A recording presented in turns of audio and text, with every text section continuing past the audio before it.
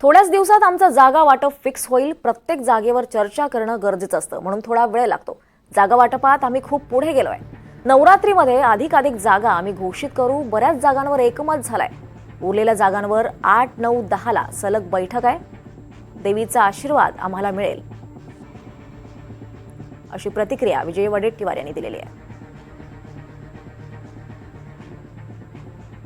वो प्रश्न महाविकास आघाडी 288 जागेवर लढणार आणि जवळपास 200च्या वर जागा या महाविकास आघाडीला आपल्याला मिळताना पाहणार आपल्याला दिसेल आहे। त्यामुळे महाराष्ट्राच्या जनतेने प्रण केलेला आहे की जी महाराष्ट्रातली गुजरात धार्जिणी जी सरकार आहे, शिवद्रोही सरकार आहे, महाराष्ट्रद्रोही सरकार आहे, या सरकारला सत्तेतून बाहेर काढणं हा महाराष्ट्राच्या जनतेचा हा मानस आहे। आणि त्याच्यामुळे एक मोठा बदल, परिवर्तन साधं नाही होणार आहे, मोठं परिवर्तन महाराष्ट्रामध्ये तुम्हाला पाहायला मिळणार आहे।